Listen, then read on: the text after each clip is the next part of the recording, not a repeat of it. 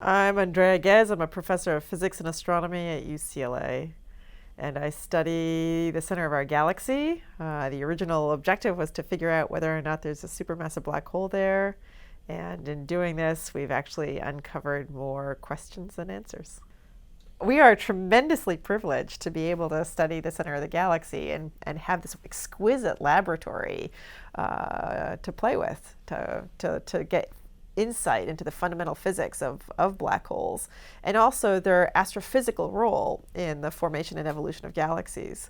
We can also ask, well, what kinds of phenomena do you expect to see around a black hole? And we have a lot of predictions that come from our thoughts about how galaxies form and evolve. And it looks like, and these ideas suggest that there's a feedback between the galaxy and the black hole. But many of these models predict things that we simply don't see, which, again, provides yet another playground. If you could get into a spaceship and get right down to the black hole, it would be a very busy place. Stars would be zooming around like the sun. You'd have a very busy day. You wouldn't survive. I guess that would be another problem. You'd get torn apart. It's just a very extreme place. The analogy that often gets made with the center of the galaxy is that it's like the urban downtown and we live out in the suburbs. So we live in a very calm place, where the center of the galaxy is a very extreme place in almost every way you can describe an environment. The observations of the center of the Milky Way have taught us that, one, it's really normal to get a supermassive black hole at the center of the galaxy. I mean, our galaxy is completely ordinary, garden variety, nothing special about us. So if we have one, presumably every galaxy harbors a supermassive black hole at its center. We've also learned that the idea that a supermassive black hole should be surrounded by a very dense concentration of old stars is not true. And that prediction is often used in other galaxies to find their black holes, because you can't do the kinds of experiments that we've done at the center of the galaxy. So you look at this you look for this concentration of light.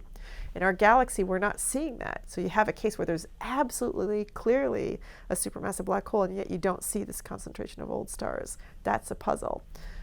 Another puzzle that we've found that's illuminating our ideas about other galaxies is that people predicted that you shouldn't see young stars being formed near a black hole. In fact, in the early 80s, people recognized that there were young stars in the vicinity of the black hole, and that was used to argue that our galaxy couldn't possibly have a black hole because of these young stars. And yet again, we have a supermassive black hole. We now know it, and yet those young stars still exist, and we're finding young stars that are even closer.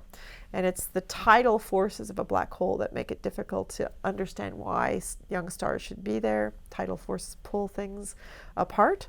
And to get star formation to form, you need these very fragile balls of gas and dust to collapse. So something's amiss. There are so many ideas about how young stars could form at the center of the galaxy, but the one that has the most support is the idea that at the time that these stars were being formed, there was a much denser concentration of gas than there is today.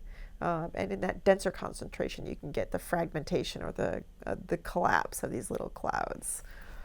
So we think that because as we've continued to study the orbits of these stars, what we've seen is that those orbits outside a certain distance start to fall into an ordered plane.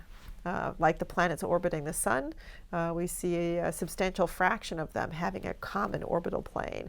And that looks very reminiscent to the solar system. So in the same way that the planets formed presumably out of a gas disk in the early days, that's the same idea that is being invoked for these young stars on a very different scale.